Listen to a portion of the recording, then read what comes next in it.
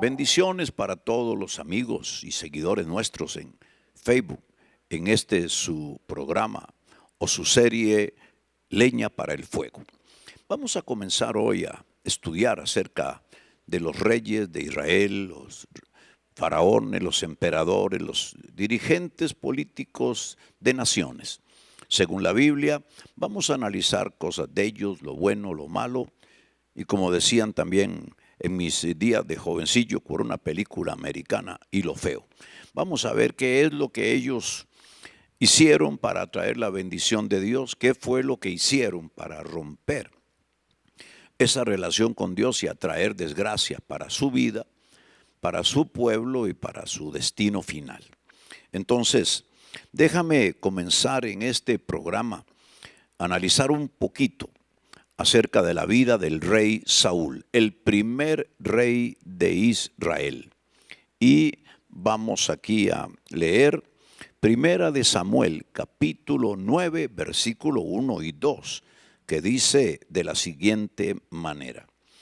Había un hombre de Benjamín, hombre valeroso, el cual se llamaba Cis, hijo de Abiel, hijo de Seror, hijo de Becorot, hijo de Afía, hijo de un benjaminita.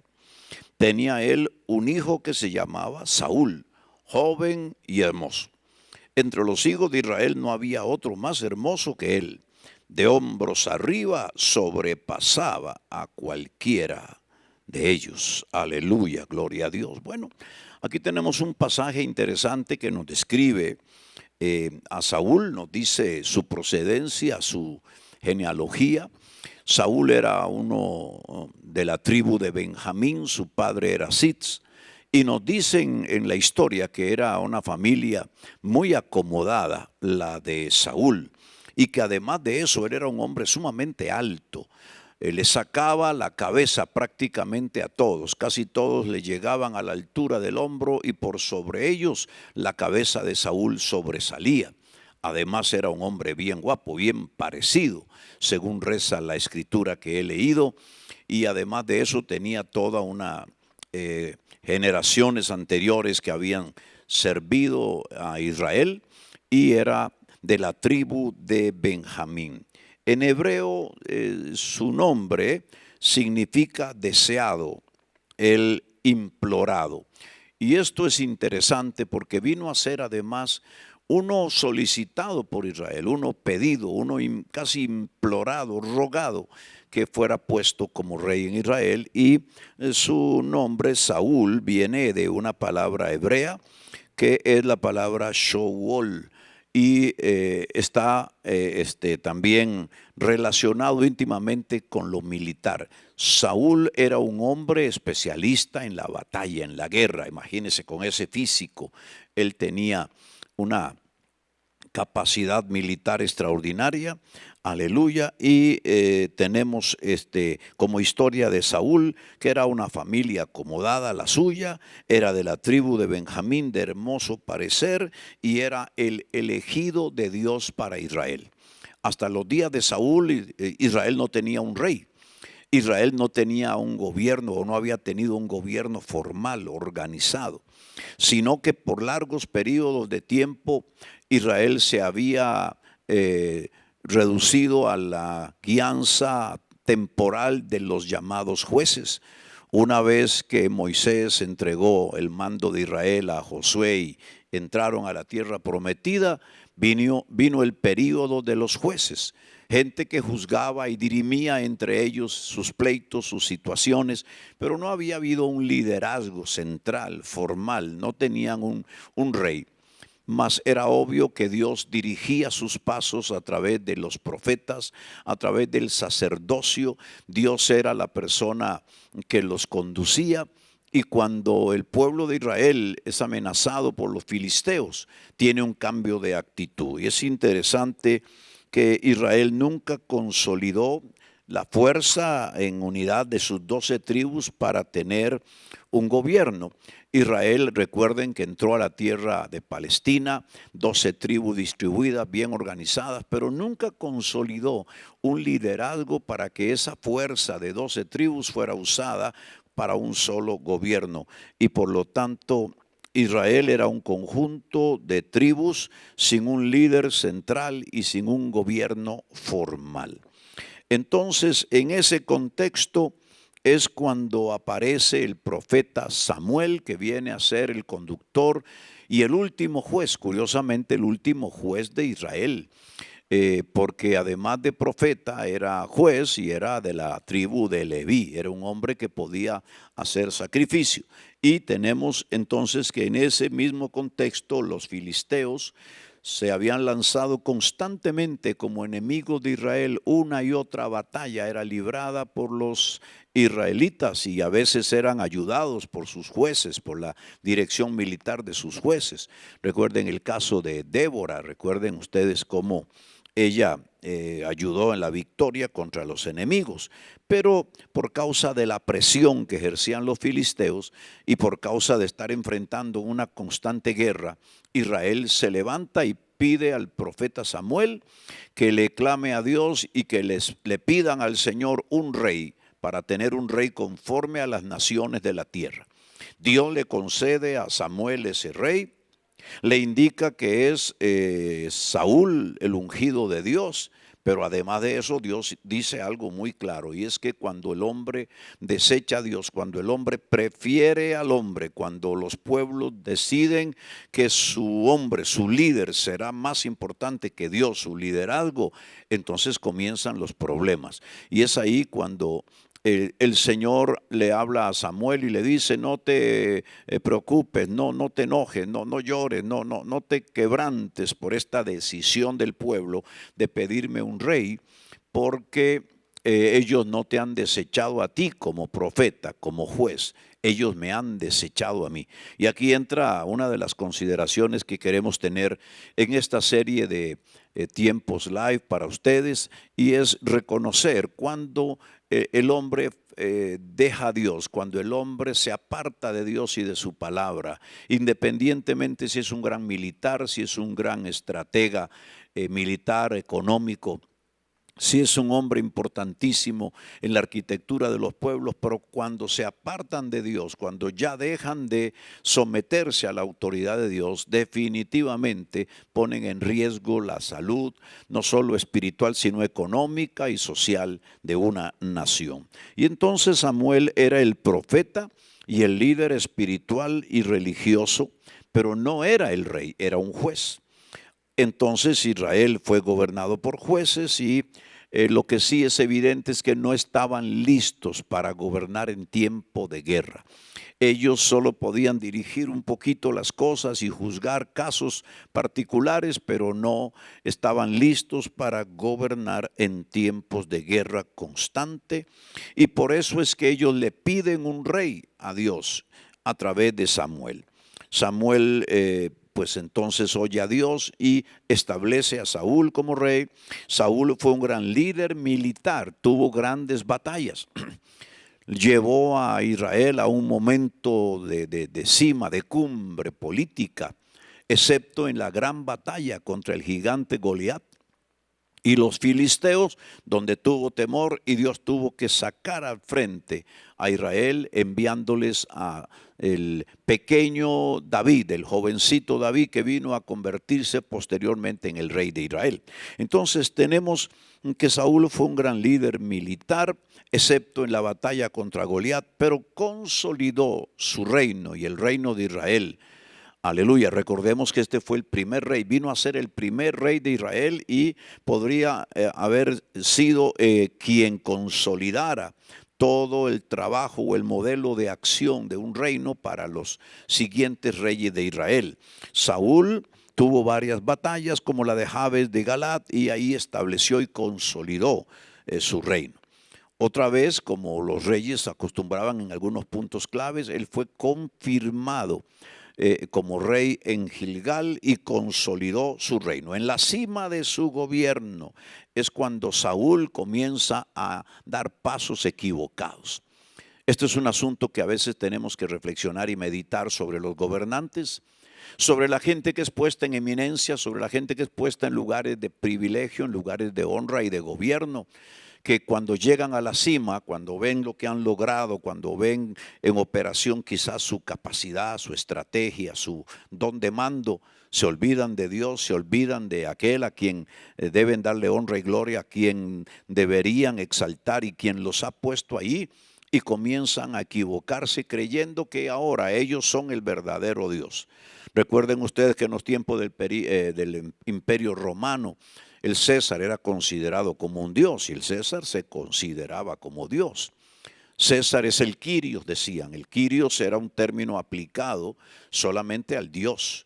Y por eso cuando a Jesús se le llamaba el Kyrios, ellos se violentaban y echaban al foso de leones a los creyentes que decían Jesús es el Kyrios, palabra que significa amo, dueño, señor, soberano absoluto, rey, máxima autoridad. Entonces los hombres pierden la perspectiva y en el caso de Saúl comenzó a equivocarse, se ensoberbeció. Comenzó bien, comenzó humilde, pero se ensoberbeció. Y estas fueron las cosas que Saúl hizo, que desagradaron a Dios de tal manera que Dios lo desechó como rey. Número 1, Saúl ofreció un holocausto, un sacrificio no autorizado. Él debía haber respetado el liderazgo sacerdotal y religioso de Samuel, pero no lo esperó, no lo quiso respetar, y ahí fue su primer error, cuando la gente piensa que por su investidura, por su dignidad, entre comillas, su autoridad, tienen el derecho a violentar la autoridad y la posición de otros. Saúl se equivocó ofreciendo un holocausto no autorizado, según nos dice 1 Samuel 13 del 9 al 14. Número 2, y esto es crítico, lo que hizo Saúl fue una alianza. Saúl hizo una alianza con los amalecitas. En una batalla él los derrota y tenía la orden de Dios de acabar con ellos, de acabar con sus ganados, pero él decide perdonarle la vida a uno de ellos y ese rey se multiplica con su gente y en el futuro vino a ser un enemigo acérrimo de Israel. Pero Saúl hizo un pacto, una alianza no permitida por Dios. Hizo un pacto con un enemigo, hizo un pacto con aquellos que están en contra de la voluntad de Dios y de los mandamientos de Dios. Entonces, segundo, Saúl hizo una alianza con los amalecitas y no los eliminó a ellos ni a sus ganados. Aleluya, esto nos lleva a una tercera cosa que hizo mal Saúl. Hizo caso omiso de la orden directa de Dios de deshacerse de aquel ganado, y esto lo hizo entrar en desobediencia. Tanto es así que a través del profeta Samuel, Dios nos dice que para él la desobediencia es como pecado de hechicería. Imagínense. Que mucha gente a veces piensa que no, yo no tengo nada que ver con la hechicería, no tengo nada que ver con la brujería, jamás me involucraría en asuntos de satanismo, jamás en sacrificios de sangre. Pero para Dios dice la Escritura que el pecado de la adivinación, el pecado de la desobediencia es comparado uno a otro, y todavía más es comparado como un pecado de hechicería y de adivinación, la desobediencia. Saúl desobedeció a Dios. Saúl no quiso seguir los dictados del Señor, no quiso obedecer la palabra de Dios, no quiso seguir los mandamientos del Señor. Y número 4, además de que no quiso seguir la palabra de Dios, también Saúl trató de justificarse, mintiendo al profeta cuando lo requirió, cuando le preguntó por qué has hecho tal cosa, por qué perdonaste la vida de los amalecitas, por qué perdonaste el ganado. Él dice que es porque él quería reservar lo mejor para el sacrificio, pero no es así. Él quería apoderarse, apropiarse de aquel ganado, no obedeció a Dios, pero además mintió al profeta y por ende le mintió al Dios. Saúl tuvo un error terrible y es que mintió a Dios, pero además de eso, dice la Escritura número 5, nos enseña, él se apartó de Jehová, y es como que rompió relaciones con Dios, como que determinó no seguir el camino del Señor. El gran pecado, la gran equivocación de Saúl fue que se apartó de Dios. Y número 6, Él, al apartarse de Dios, Dios se apartó de él. Al no estar metido en la palabra de Dios, al no estar metido en exaltar a Dios y honrarlo, la unción se apartó y por lo tanto él sintió claramente que Dios lo había abandonado.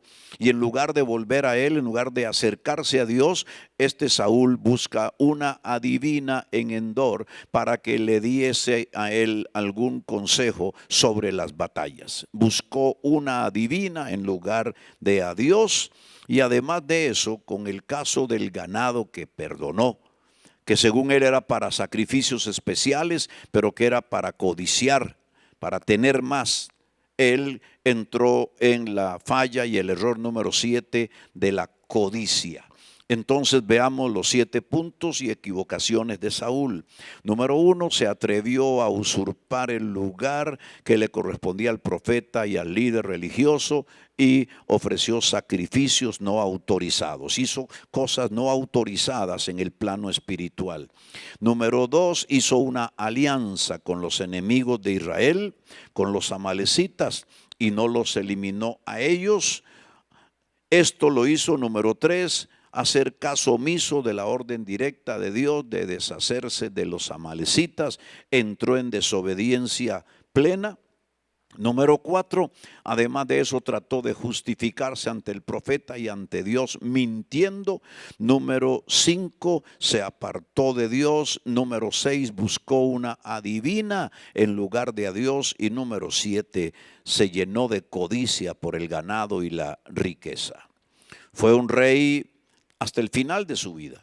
Dios permitió que él reinara hasta el final, hasta la batalla final, donde él tuvo una trágica muerte porque, habiendo sido vencido por sus enemigos y herido, le pidió a su paje de armas que lo matara para no sufrir y para no ser amancillado ni golpeado por sus enemigos. Al no querer hacerlo el escudero, él tomó su propia espada y se lanzó sobre ella, muriendo. Una muerte trágica para un rey que empezó con una elección divina, con un llamado divino, con un señalamiento de Dios, que empezó humilde, que fue levantado a la cima, que tuvo grandes victorias, pero que al llegar a ese punto se ensoberbeció su corazón, se apartó de Dios, se apartó de su palabra, ya no le buscó más, ya no quiso más la bendición del Señor. Aleluya. Y esto fue trágico para él. Entonces, veamos que además de que él fue rey hasta el final, también en el proceso se llenaba de un tormento, un espíritu inmundo lo hostigaba, lo trataba de destruir. Y entonces fue cuando le enviaron a David, que era un joven que tocaba el arpa y alababa a Dios, para que lo liberara. La unción de Dios empezaba a manifestarse en David, y es ahí cuando David entra en la historia de Saúl derrotando a Goliat. Los cánticos eran notorios. Saúl derrotó a sus 1000, David a sus 10,000, y le entró un celo terrible por el ungido de Dios. Siendo un ungido, le entró un celo a muerte contra David por tener la gracia y el favor de Dios, ya que en él había desaparecido. Él se invirtió en años de años por matar a David, por perseguir al ungido de Dios, por hacer una persecución contra el ungido de Dios. Y podríamos decir que este es un punto número 8, es precisamente el enfocarse en perseguir al ungido o a los ungidos de Dios. En las naciones, cuando se da una persecución contra la iglesia, se da una persecución contra pastores, se da una persecución contra profetas de Dios, se incurre un grave peligro nacional, porque Dios puede enjuiciar una nación por la persecución generada contra su pueblo. Ya dice el Señor en su palabra: no tocarás a los ungidos de Dios, porque tocar a los ungidos de Dios es como tocar la niña de los ojos de Dios, dice el Señor. Bueno, entonces el juicio que vino para Saúl y para sus hijos cortó su descendencia. Mire qué triste, qué trágico. Un rey, el primer rey de Israel, que pudo haber perpetuado una dinastía, sus hijos hubiesen seguido como reyes de Israel, uniendo las tribus. Ahora Dios manda juicio para él, manda juicio para sus hijos y todos terminan muertos, no hay descendientes. Y Dios se levanta un sacerdote y un rey conforme a su corazón, y ese es David. Pero aprendemos 3 lecciones de la vida de Saúl en esta ocasión. Número 1, aprendemos que obedecer al Señor y hacer su voluntad es importantísima. El haber obedecido Saúl la voluntad de Dios y su palabra, haberle seguido fielmente alineado, no apartándose ni a derecha ni a izquierda de sus mandamientos, pudo haber perpetuado una línea genealógica, una dinastía real, pero además de eso pudo haberle generado un modelo de acción a los futuros reyes de Israel, pudo haber establecido toda una historia, una maravillosa historia de cómo gobernar una nación. Número 2, la segunda lección que podemos aprender de Saúl es no abusar del poder otorgado. Saúl definitivamente abusó del poder otorgado, persiguió a David, persiguió a gente como él, se ensañó en perseguir y además de eso en tomar atribuciones que no le correspondía según su investidura, como tomar el lugar de Saúl y de Samuel, perdón. Esto fue lo que hizo Saúl. Y número 3, esta lección práctica que aprendemos es que debe dirigirse al pueblo conforme la voluntad de Dios y el deseo de Dios. Por eso la Biblia dice que cuando el justo gobierna, la gente de Dios, el pueblo de Dios se alegra porque hay justicia, hay rectitud en el gobierno. Pero Dios está pidiendo de su rey, en este caso Saúl, que gobernara según su modelo, su diseño, su voluntad, como Dios quería, no como a Saúl se le antojó, no como él quisiera, no como él hubiese deseado hacer, sino que aprendemos que Saúl no dirigió al pueblo según la voluntad de Dios. Y número 4, el consejo número 4 es que Saúl no oyó consejo. No quiso escuchar el consejo del profeta, no quiso escuchar el consejo del último juez de Israel, el último gobernante antes de la monarquía. Qué tremendo es esto cuando lo aplicamos a nuestros días, cuando nos venimos al tiempo presente, sea en Costa Rica donde yo vivo, sea en Argentina, sea en Honduras, sea en España, sea en Brasil, sea en Colombia, sea en República Dominicana o en Paraguay, donde quiera que hayan naciones, ahí hay gobiernos, hay organización para gobernar. Lo serio del caso es cuando los gobernantes de turno llegan al poder y se olvidan de Dios, se apartan de Dios. Cuando menosprecian la palabra de Dios como lo hizo Saúl, cuando menoscaban el poderío de la voluntad de Dios expresada en su palabra, cuando no tienen consulta para los profetas, no tienen respeto para los que hablan en nombre del Señor. Qué serio es cuando nosotros llevamos al poder, a la silla de privilegio, sean en las gobernaciones, sean en los senados, en las asambleas legislativas con los diputados, sea en los ministerios diversos de los equipos de gobierno, de presidentes, vicepresidentes y de otras instituciones. Quiera Dios que nosotros aprendamos la lección, aprendamos de estos 4 puntos importantes. Primero, obedecer al Señor para que entonces el gobierno que hagamos sea bueno, para que entonces nuestros gobernantes atrapen y atraigan la bendición del Todopoderoso y no alejen su presencia, que es motivo de disciplina y de peligro inminente. Que los gobernantes que nosotros logremos llevar al poder sean aquellos que no van a abusar, no van a menoscabar la posición de otros y no van a ir más allá de lo que deben. Que no haya un abuso de poder. Número 3, que puedan dirigir al pueblo según los diseños de Dios y el deseo de Dios, en paz, en justicia, en equilibrio, en paz social, y que además de eso, como dice el número 4, escuchen a los profetas y a la voz de Dios. Saúl es un tipo de gobernante del mundo y representa a muchos que oyeron a Dios, que vienen de una buena familia, que traen principios para gobernar, pero que al final se desvían, negocian su postura, negocian sus convicciones y sobre todo las convicciones y los principios de Dios que no son negociables. Los negocian y hacen alianzas humanas, alianzas que no son sanas y que atraen el perjuicio y la pobreza en medio de las naciones.